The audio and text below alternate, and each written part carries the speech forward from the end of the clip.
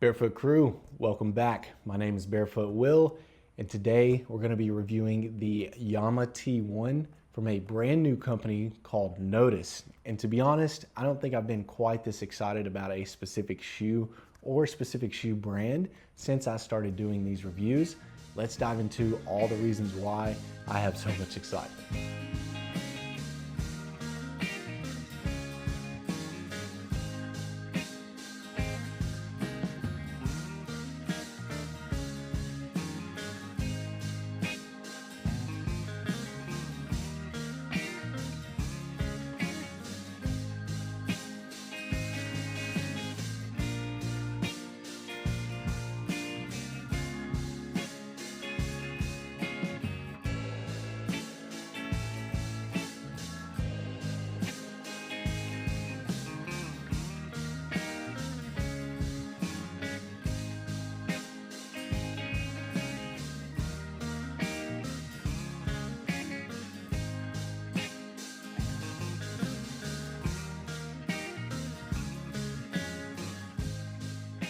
Before we jump into the rest of this review, I just want to remind you that you can get 10% off of any of the Notace brand shoes with my discount code, which is a little bit different than usual. It's going to be WILL10, so WILL10. That's going to be good for 10% off of one of my favorite shoes to date. First thing I want to get into is the people and the person behind the beginning of the brand of Notace, and his name is Cedric. I had the opportunity to talk one-on-one with him right when I received the shoes initially, and his background is probably why this shoe is so initially impressive. He's worked with a lot of major minimalist slash barefoot shoe brands before, including, I believe it was Zero, Vivo, and Ultra. And some of the aspects of this shoe that I'm going to explain today are going to be a direct reflection of kind of a culmination of what he's learned by working with all those brands, and now he's on his own going into the brand of Notace. First thing that I want to point out is how freaking lightweight this shoe is for what the shoe is. So the shoe is definitely a trail shoe, although I'm going to dive into additionally in this review as to why I think it's a really good crossover shoe for multiple different applications. But the lightweight component of it is why I think it's going to cross over so well. It's a 15mm stack height shoe, so it's going to be a little bit thicker in the sole than most of your typical barefoot shoes that are anywhere between like a 4mm to even a 10mm, which you would think would add a little bit to the weight of the shoe. However, I weighed this shoe and it weighed right in at 7.7 ounces, which is super light. To give you a little bit of perspective, the Ultra Lone Peak, which is kind of a similar trail running shoe, weighed in at a full 3 ounces heavier than this shoe. Some of the things that I think reduces the weight so well is the material of the upper, how breathable and lightweight the upper is. If I kind of pinch it here and look through it into the sunlight behind, I can see a little bit of that sunlight shining through. The tongue is thin as well, but incredibly comfortable. And the tongue creates a lot of security to the foot as well. So we do have a partially detached tongue with just a tad bit of gusseting towards the kind of the front half, which is nice actually.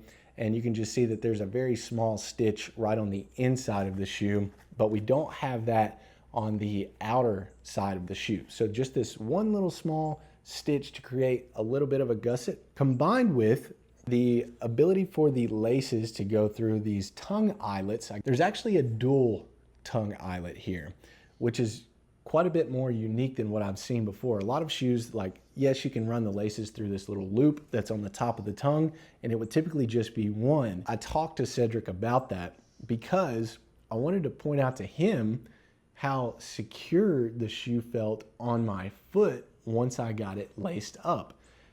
From basically everywhere at the top of the foot all the way to the rear of the foot. I was actually just gonna do, like, I was gonna be lazy and pull this shoe off without untying it and do the typical, you know, when you're standing up and you don't want to reach down and untie your shoes, where you kind of do the old pull here. Couldn't get the shoe off. It would not come off. I was forced to actually reach down and untie the shoe, which is like, dang, Will, you're lazy, but everybody knows what I'm talking about. But to me, that's a testament to how locked in my foot felt inside of this shoe. And for a trail running shoe, you couldn't ask for anything better. You don't want the foot to be moving around a whole lot in the shoe at all when you're up a little bit in speed on the trails. And especially for a shoe that is wider, which we're going to get into the pleasant width of the toe box here, but with a wide toe box shoe, a lot of shoes don't provide enough lockdown capability to keep the foot from moving too much inside of the shoe. I have absolutely zero movability in this shoe aside from my toes being able to spread. So let's jump into the toe box as well. The toe box width is incredible, perfect. I don't think it could get any better. I have a wide toe splay, and the toe box accepts my toe splay perfectly. I don't feel like my toes swim around in the lateral directions too much, and I can really feel my toes engaging when needed and how needed when I'm wearing this shoe, no matter what terrain I have put it through. And I've definitely put it through multiple different terrains. I've done some trail runs, I've done some road runs, I've just worn this through my daily life and worn this during the gym sessions. I've put this shoe through quite the test, and it has handled all of those tests with grace. Moving on to like the trail shoe aspect of this. And there are 3mm lugs, but not too deep lugs where it's super noticeable when you are road running or just walking around on a little bit harder surfaces. Like in some trail shoes that have a little bit thinner stack height, you can actually feel the lugs beneath your foot. Them keeping it at a 3mm lug, I think, hid that, but still provides a ton of traction. The grip on this thing was very impressive. So we have a little bit of nice directional grip right here at the tip of the shoe, kind of towards the toe, and you have a nice big toe push off kind of scooping grip of the lugs here. And then as we get down into the shoe, you have some nice little bit chunkier grips that almost mimic kind of like a mud tire that you would have on a truck, to where it's going to shed and pull into the dirt and shed off the mud a little bit better. And then we also have some nice flex points here at the toe of the shoe where, man, this thing is like extremely flexible. It folds up like a barefoot shoe would. It is very pliable, it is very bendable, it's going to provide as much flexibility you need out of a shoe that you would be like surprised to have in a barefoot shoe, but it's actually a little bit thicker soled. What I've found in shoes that are similar in stack height is there's definitely some cushion and some padding, but the cushion on this shoe is like next level comfortable. It's got quite a bit of squishiness to it. Even when you're just walking around, it's quite a bit more noticeable how just like, oh man, this is pleasant for my foot to be in. The footbed is extremely comfortable. It's got some nice give to it. Now, as I've continued to wear the shoe and put quite a bit of miles on it now, I haven't noticed any reduction in that. Like the foam quality seems to be high enough to where it's not being overly compressed over time. Now, I will be a little bit honest about the aesthetic appeal of the shoe. I don't think it's the greatest looking shoe. I don't think it's a bad looking shoe. I just don't think it's just super, super visually appealing. Is this a shoe that when I'm wearing it, I'm like, it's not my favorite shoe. It's not looking that great. No, I think it does have a good quality look to it. It's just not exactly the most aesthetically appealing shoe that I have in my closet. Now, sticking to aesthetics just a little bit more, they did a pretty good job of just adding some sleek, very minimal branding to it. You can just see that on the rear here is really the only place that we have some logo placement that is visual. A little bit more minimal as far as branding goes, which if I created a shoe this freaking sweet. I think I would brand the crap out of it, but that's just me. Now, going back to a little bit more of the variable applications that I've tried this with. So I showed you the flexibility capabilities of this, and we're talking about the stack height in conjunction with the crossover capabilities. It's low enough to where in the gym, I've never felt unstable because of the width, and it is just thin enough to give you enough proprioceptive feedback through the sole to where you have enough ground feel, essentially. But it is nicely cushioned enough to where if you're doing a little bit more high intensity type of workout with some box jumps or maybe some burpees or doing a lot of jump rope, where reducing the force of impact on the foot is kind of reduced with the thickness of this sole. Durability wise, this thing has given me absolutely zero reason to believe that there are any failure points that are either created or to be created in the near future. I've seen no signs of failure in any piece or part of the shoe at all. When we talk about the sizing aspect of this shoe, I typically wear a 10.5 or a 43 in size. I went with the 10.5 in this shoe, and it fits me absolutely flawlessly. This shoe does come in a couple of other different colorways aside from the one that you see here. It comes in a little bit more of like an inverse colorway as this, so a little bit more black, but still a little bit of white on there. And then I believe there's an all black version as well. This was my personal favorite colorway. The price point on this shoe is just a tad higher than you would see for some minimalist shoes. It's going to be right there around $180. Once again, I do want to remind you that you can get 10% off with my code, which is a little bit different than normal. It's going to be code WILL10, no spaces. That's WILL10. That's going to be good for 10% off. Is the price justified for this shoe? 100% yes. Now, one little other slight downfall that I've noticed is with this being a trail shoe, having a little bit more water resistance, I think could be a good idea because of how lightweight and breathable the upper is on this shoe. That is going to compromise the ability for the foot to stay quite as dry versus something that is a little bit more water resistant or even waterproof. But they don't advertise that this is waterproof. However, it is marketed as a trail shoe.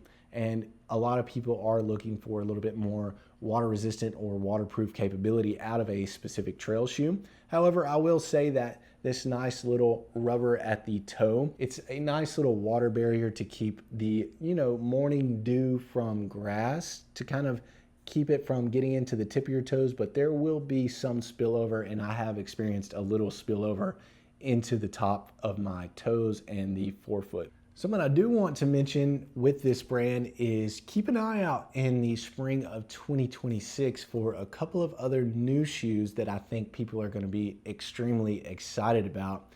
And that is going to be, and you can see this on their website, they're going to be debuting a road shoe. Can't tell you just a whole lot about it, but I think it's going to be absolutely insane.